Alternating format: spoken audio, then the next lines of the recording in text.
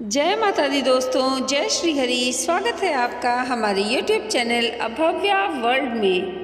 दोस्तों, आज की इस वीडियो में हम जानेंगे बृहस्पतिवार व्रत के उद्यापन की सरल विधि और बृहस्पतिवार व्रत के उद्यापन में आपको किन किन चीज़ों की आवश्यकता पड़ेगी। तो वीडियो को पूरा देखिएगा और वीडियो अगर अच्छी लगे तो इसे लाइक करना मत भूलिएगा। दोस्तों, आपके द्वारा संकल्प लिए हुए व्रत जब आप कर लेते हैं तो अंतिम व्रत की पूजा ही व्रत का उद्यापन कहलाती है। मान लीजिए आपने 11 बृहस्पतिवार व्रत का संकल्प लिया था तो 12वें बृहस्पतिवार के व्रत पूजा ही व्रत का उद्यापन कहलाती है। इस अंतिम पूजा को पूर्ण विधि विधान से करके हम भगवान से अपनी मनोकामना पूर्ण होने की प्रार्थना करते हैं और जाने अनजाने में अगर हमसे इस व्रत के दौरान कोई त्रुटि हो गई हो तो प्रभु से क्षमा याचना करते हैं। बृहस्पतिवार व्रत के उद्यापन की पूजा में बैठने से पहले कुछ सामग्री की आवश्यकता पड़ती है। इसमें से कुछ सामग्री पूजा के काम आती है और कुछ दान देनी होती है। सर्वप्रथम भगवान बृहस्पति, भगवान विष्णु, माता लक्ष्मी और गणेश जी की मूर्ति या फोटो ले लें। केले का एक पेड़ और दान देने के लिए 1.25 किलो चने की दाल, 1.25 किलो गुड़, 1.25 मीटर पीला कपड़ा, 1.25 किलो या 1.25 दर्जन केले और दक्षिणा, मुनक्का, 2 साबुत सुपारी, केले, थोड़ी भींगी हुई चने की दाल, बेसन से बनी हुई कोई पीली मिठाई जैसे कि बेसन के लड्डू, घी का दीपक, धूप, पूजा की घंटी, कच्चे आटे की लोई जो कि गाय को खिलाने के लिए होती है, पान या केले के पत्ते, पीले पुष्प, लकड़ी की चौकी, पीला कपड़ा चौकी पे बिछाने के जो काम आएगा, पीला जनेऊ, थोड़ी हल्दी और सिंदूर और जल का लोटा या कलश। इन सामग्री को लेकर बृहस्पतिवार व्रत उद्यापन की पूजा शुरू करेंगे। बृहस्पतिवार को प्रातःकाल जल्दी उठकर नहाकर स्वच्छ पीले कपड़े पहने और भगवान विष्णु को प्रणाम करें।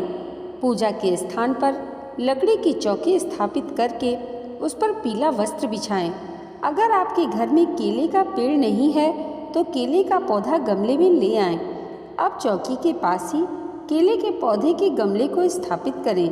चौकी पर भगवान बृहस्पति की फोटो स्थापित करें। पान का पत्ता रखकर उस पर गणेश जी की मूर्ति स्थापित करें। अब कलश की स्थापना करें। कलश के जल में थोड़ा गंगा जल, थोड़ी हल्दी, थोड़ी चने की दाल और थोड़ा गुड़ डालें। कलश के ढक्कन पर थोड़ी भींगी हुई चने की दाल रख दें। अब फूलों का आसन देकर कलश की स्थापना करें। अब पान के एक पत्ते पर गणेश जी की स्थापना करें। अगर पान का पत्ता न हो तो केले के पत्ते पर भी आप गणेश जी की स्थापना कर सकते हैं। इसी पत्ते पर माता लक्ष्मी की मूर्ति भी रखें। अब पीले पुष्प से चौकी पर गंगा जल या शुद्ध जल के छींटे देकर शुद्धिकरण करें। अब सबसे पहले भगवान गणेश का पूजन करें।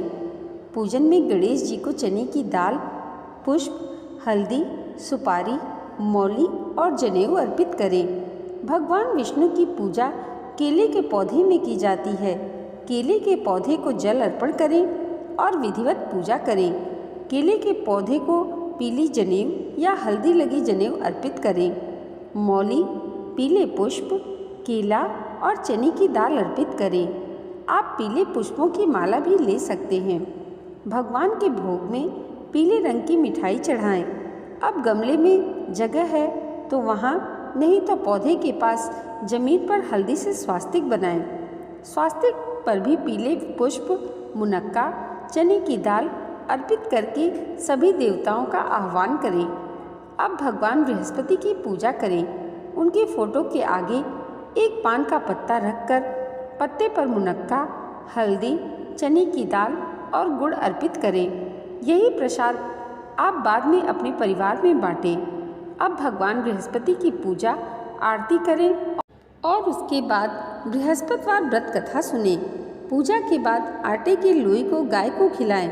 लोई पर थोड़ा घी, मुनक्का, थोड़ी चने की दाल भी रखें तो और भी अच्छा होगा। अब दान करने के लिए 1.25 मीटर पीला कपड़ा, 1.25 किलो केले, 1.25 किलो चने की दाल, 1.25 किलो गुड़ लें। यह दान आपको अपने गुरु या किसी ब्राह्मण को दान देना है। दोस्तों, आइए जानते हैं गुरुवार का उद्यापन कब करना चाहिए।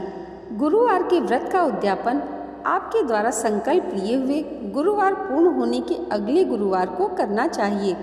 अगर आपने 16 गुरुवार व्रत का संकल्प लिया है तो 17वें गुरुवार को व्रत का उद्यापन करें एवं भगवान विष्णु की पूर्ण विधि विधान से पूजा करें। यही अंतिम पूजा व्रत का उद्यापन कहलाती है। जब आपके संकल्प लिए व्रत पूर्ण हो जाए, उससे अगले गुरुवार को उद्यापन करें, फिर चाहे कृष्ण पक्ष हो या शुक्ल पक्ष या कोई भी माह हो। दोस्तों, अक्सर हमारे मन में यह प्रश्न उठता है कि हमें गुरुवार के व्रत का उद्यापन कौन से पक्ष में करना चाहिए, शुक्ल पक्ष या कृष्ण पक्ष में। यह आप पहले से निश्चित नहीं कर सकते हैं। आपको अपने व्रत का उद्यापन तब करना चाहिए जब आपके द्वारा संकल्प लिए हुए व्रत पूर्ण हो जाए। मान लीजिए आपने 16 बृहस्पतिवार व्रत का संकल्प लिया है तो 17वें बृहस्पतिवार को आपके व्रत का उद्यापन करना है, भले ही वह शुक्ल पक्ष आए या कृष्ण पक्ष में पड़ रहा हो। दोस्तों, आज की ये वीडियो अगर आपको अच्छी लगी हो तो कमेंट बॉक्स में जय श्री हरि जरूर लिखिएगा और इसे लाइक और हमारे चैनल पर पहली बार आए हैं तो सब्सक्राइब करना मत भूलिएगा। भगवान श्री हरि और माता लक्ष्मी की कृपा आप सबके जीवन पर सदैव ऐसी ही बनी रहे, इसी मंगल कामना के साथ मिलते हैं अगले वीडियो में। तब तक के लिए जय माता दी, जय श्री हरि।